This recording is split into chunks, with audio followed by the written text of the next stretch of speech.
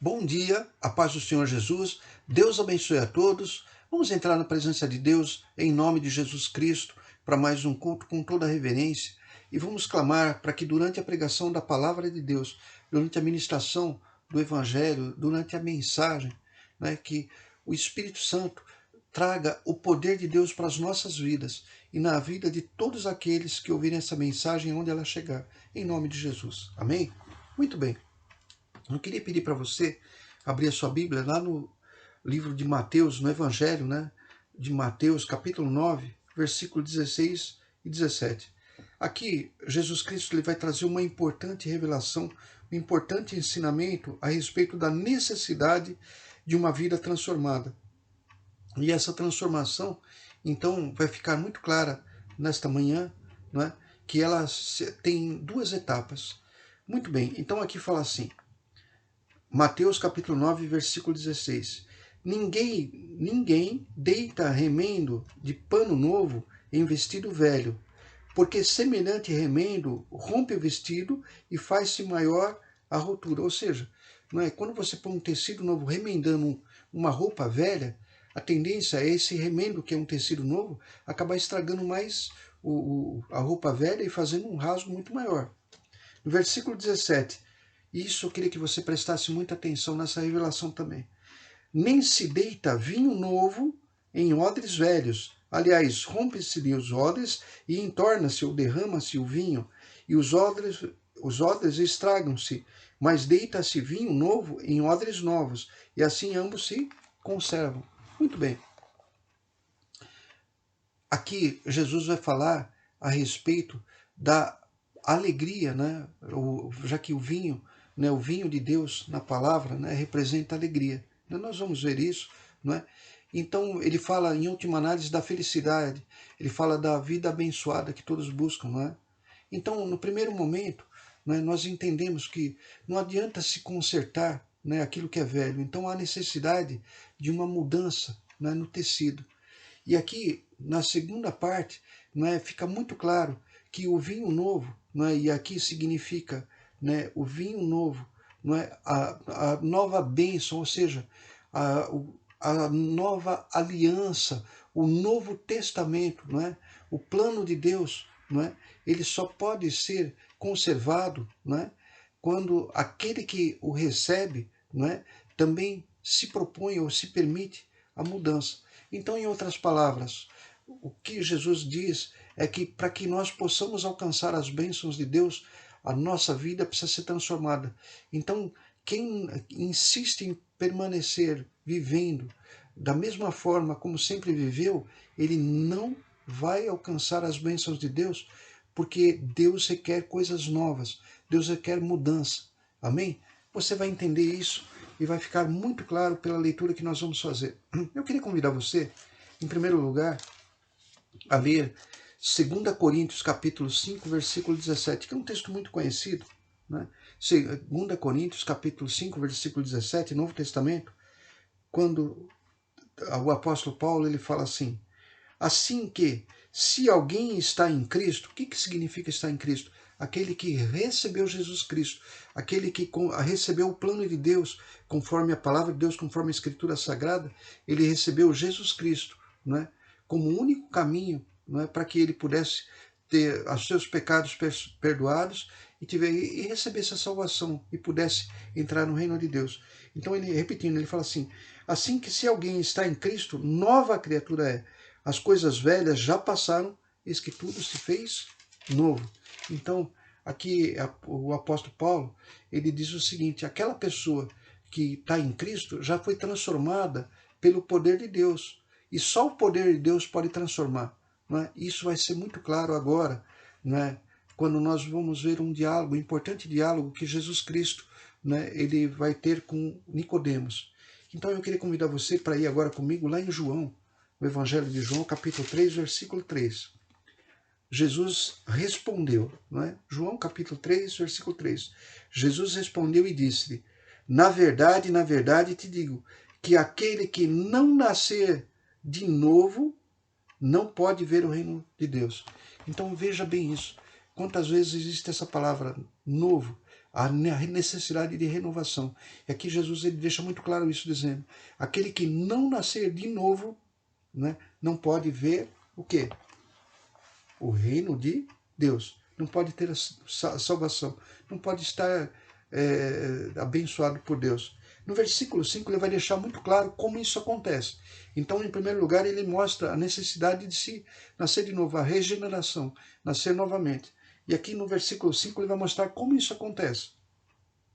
Jesus respondeu: na verdade te digo que aquele que não nascer da água e do Espírito não pode entrar no reino de Deus. Então aqui ele mostra que a forma como se nasce é através da água e do Espírito, ou seja, através do poder sobrenatural, né? O que significa água e o Espírito, né?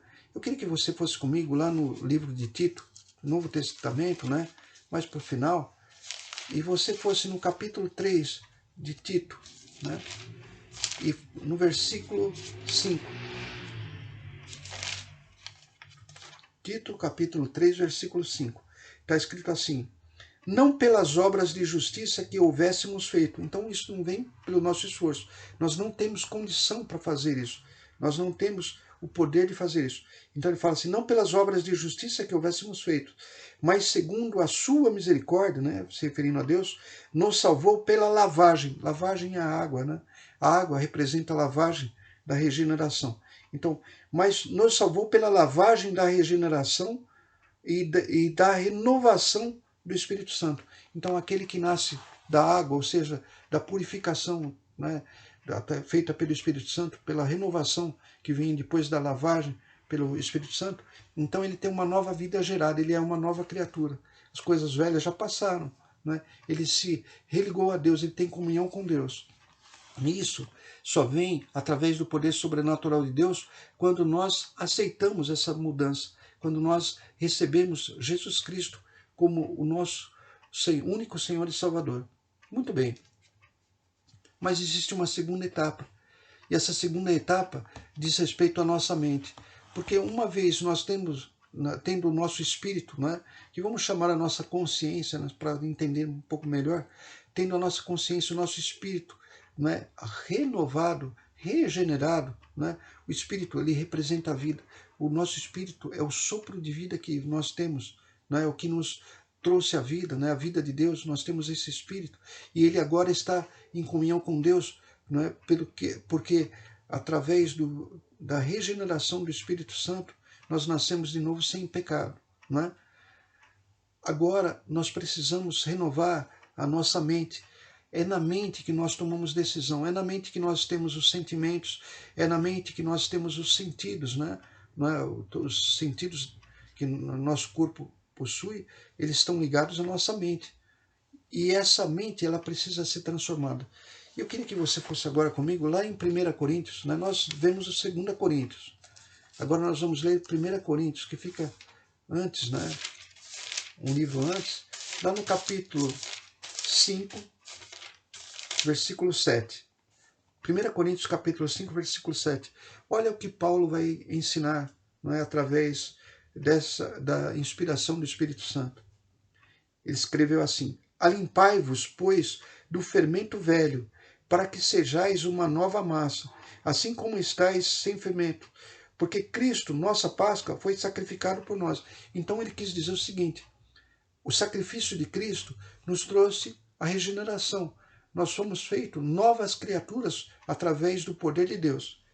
E aí ele fala assim, no versículo 8, pelo que façamos festa, quer dizer, a nossa festa, alegria, não com o fermento velho, nem com o fermento da maldade ou da malícia, mas com os asmos da sinceridade e da verdade. Pão asmo é aquele que não tem fermento. Então, Paulo, ele ensina que nós devemos buscar agora um novo modo de vida, de acordo com a nossa nova natureza. Então, a nossa mente, ela deveria buscar, não é, a palavra de Deus, porque pela palavra de Deus, não é, nossa mente é transformada. E a nossa mente transformada, então existe uma harmonia entre a nova vida que nós temos, geradas pelo poder do Espírito Santo, com uma nova mente que caminha, não é, de acordo com a palavra de Deus. Então, essa vida que nós temos, o direito de escolha, não é? Então ela se manifesta quando nós escolhemos continuar andando e caminhando através da palavra de Deus. Isso então exige uma nova transformação. Será que isso é fácil? Não é? Será que isso é tranquilo? Não, isso requer sacrifício, não é? Mas esse sacrifício ele compensa, porque a nossa mente ela passa a ser moldada por Deus. 1 Coríntios, ainda nesse mesmo livro, no capítulo 2, no versículo 16, está escrito assim: porque quem conheceu a mente do Senhor para que possa instruí-lo? E aí ele fala assim, mas nós temos a mente de Cristo. Então você vê a mente de Cristo. Então aqui se fala a alma sendo transformado, o nosso modo de pensar, as nossas atitudes, não, o nosso modo de agir, as nossas ações, já através de uma mente renovada. É na nossa mente que nós tomamos a decisão. É a nossa alma, né, que precisa ser salva.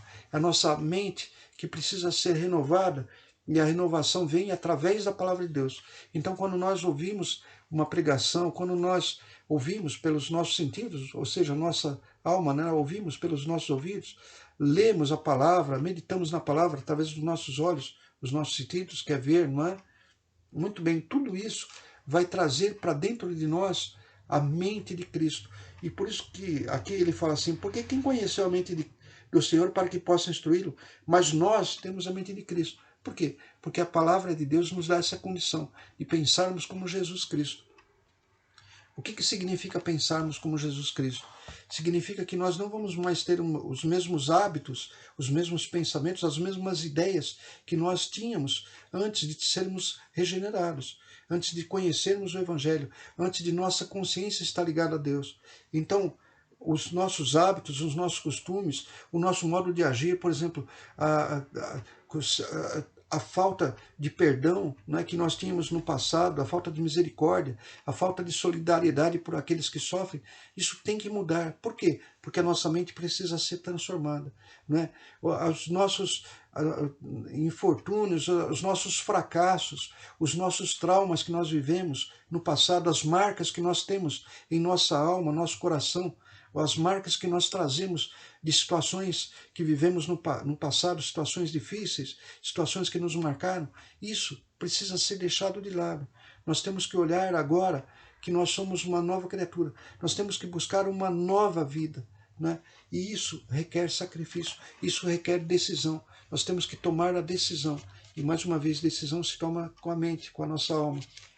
Romanos, né? Antes de 1 Coríntios, você vai encontrar, voltar um pouquinho para trás, você vai ver que isso requer sacrifício, como eu tenho falado. Paulo, ele escreve aos cristãos de Roma, dizendo o seguinte, no versículo 1, Romanos capítulo 12, versículo 1. Rogo-vos, pois, irmãos, pela compaixão de Deus. Então Paulo está fazendo um apelo a todos os crentes. Rogo-vos, pois, irmãos, pela compaixão de Deus, que apresentei os vossos corpos em sacrifício vivo, santo e agradável a Deus, que é o vosso culto racional. Então ele quis dizer o seguinte, o culto racional, vocês agora têm na mente os ensinamentos. E o corpo, vocês têm que trazer o seu corpo como um sacrifício vivo, ou seja, se afastar de todo o prazer mundano, de todo o prazer da carne, de tudo aquilo que leva ao pecado, ou seja, a destruição, ou seja, a morte espiritual. Vocês têm que trazer tudo como um sacrifício vivo, santo e agradável. Você tem que sentir prazer, um prazer espiritual nisso, em conduzir o teu corpo. Né? Nós sabemos que nós somos um espírito, temos uma alma e habitamos num corpo. Agora você vai trazer o teu corpo em harmonia com a palavra de Deus, que está em harmonia com a nova criatura que nós somos, através do poder do Espírito Santo. Mas no versículo 2, ele vai deixar, no versículo 2 aqui, ele vai deixar muito claro essa necessidade de mudança. Versículo 2. E não vos conformeis com este mundo, com as coisas do mundo, com os prazeres do mundo, com aquilo que nós vivemos no passado. Não nos conformeis com este mundo, mas transformai-vos pela renovação do vosso entendimento. Entendimento, pensamento, nossa mente, nossa alma, nossa forma de pensar e agir, não é? De tomar decisão, para que experimenteis quais seja a boa, agradável e perfeita vontade de Deus. Isso quer dizer o seguinte, a boa, a perfeita e agradável vontade de Deus, ou seja, a bênção de Deus, tudo aquilo que nós buscamos de alegria, de felicidade, de bênção, não é? A salvação, não é, que é o nosso bem maior, não é? Tudo isso acontece, não é, quando a nossa mente também se transforma. Isso requer sacrifício, não é? Então, se nós quisermos manter a mesma forma de viver que nós vivemos no passado, né, que vivia de acordo com a nossa ideia própria, com os nossos julgamentos próprios, nós não vamos ter a mente de Cristo, nós não vamos ser renovados. E assim sendo, nós não vamos conseguir experimentar a boa, perfeita e agradável vontade de Deus. Ou seja, as bênçãos de Deus não vão chegar na nossa vida. Então, muitas vezes as pessoas perguntam, por que eu aceitei Jesus e minha vida não muda? É porque você não permite que haja mudança. Você tem que mudar, sabe? Tua vida vai mudar quando a tua mente, quando você tomar a decisão, não, eu vou mudar. Eu vou mudar. Então é nesse momento que as coisas mudam, que você experimenta uma alegria espiritual, uma paz, um refrigério, mesmo quando tudo em tua volta está mostrando uma situação difícil, você tem dentro de você a paz e o refrigério, porque teu corpo, tua alma e tua mente estão, né, caminhando em harmonia. Para encerrar, né, Albert Einstein, né, não sei se todos conhecem, mas foi um dos maiores gênios da humanidade, um físico, né, que descobriu inúmeras leis, né, físicas, um dos maiores gênios. Ele falou uma frase, não é, que ficou assim marcada e que é citada em filosofia, em escolas de administração, enfim, em vários campos, né, do conhecimento, como uma frase que realmente expressa uma sabedoria muito grande. Einstein, ele disse em certa altura, não é insanidade, não é? Ou seja, é loucura, né? Continuarmos fazendo as coisas do mesmo jeito e querermos resultados diferentes. Como cristão, nossa vida ela muda quando nós fazemos as coisas diferentes. Há necessidade de mudança. Eu quero que você entenda isso, eu quero que essa palavra, né, fique na sua vida, em minha vida, em nossos corações, e que haja sempre a necessidade de mudarmos para nos tornarmos mais parecidos com Cristo, para que a mente de Cristo faça parte do nosso dia a dia, das nossas atitudes e nossas ações, e que as pessoas que nos cercarem, né, elas vejam manifestado em nós um outro padrão de pensamento, né, um outro padrão de vida, que é o padrão de acordo com a palavra de Deus. E nisto, então, vem os frutos. Conhecermos, né, a vontade de Deus e praticarmos significa que nós vamos experimentarmos a boa, agradável e perfeita vontade de Deus em nossas vidas, independente das circunstâncias que nós vivemos. Em nome de Jesus. Queria convidar você para baixar sua cabeça, fechar os seus olhos. Vamos fazer uma oração? Senhor Deus e Pai, em nome de Jesus, nós queremos te agradecer pela tua palavra, meu Pai. Nós sabemos que a tua vontade em relação às nossas vidas é a melhor vontade de sermos felizes, de nós alcançarmos as bênçãos, de nós alcançarmos a plenitude da alegria e da felicidade. Mas para isso há necessidade de nós nos alinharmos, meu Pai, com a tua palavra. Então, Pai querido, aonde essa mensagem chegar, que haja, meu Pai, o despertar de todos aqueles que ouvirem essa mensagem, da necessidade de mudarmos a cada dia, para nos alinharmos com a mente de Cristo, ou seja, para conhecermos a palavra, para meditarmos na palavra, para ouvirmos, buscarmos cultos, buscarmos ler a palavra, meditarmos na palavra de Deus, para que a nossa mente seja transformada e se transforme na mente de Cristo. Muito obrigado, Pai, e abençoe todas as vidas que estiverem ouvindo essa mensagem, que o Senhor alcance-as com poder, com cura, com libertação, com regeneração, meu Pai, com transformação, com refrigério, com saúde, longevidade, vida e vida em abundância, livramento. Em nome de Jesus. Você que crê, diga amém e graças a Deus. Deus abençoe a todos, um bom domingo, um excelente domingo. Eu queria convidar você, né, para relembrar que para estar conosco lá na quarta-feira, né, às 20 horas, às 8 horas da noite, onde o professor Nessim vai dar continuidade a um importante estudo. Né? Nós estamos fazendo um estudo do tema, né, que é a revelação de Jesus Cristo no Antigo Testamento, através da língua, né, hebraica, através dos usos e costumes judaicos, a revelação de que o Messias, Jesus Cristo, não é? Ele estava revelado desde a primeira página da Bíblia, desde a primeira palavra, desde a primeira letra. Nós estamos aprendendo isso e esse conhecimento tem nos enchido, não é, de muita alegria e também trazido, não é, muita fé. Deus abençoe a todos, um bom domingo e até lá em nome de Jesus.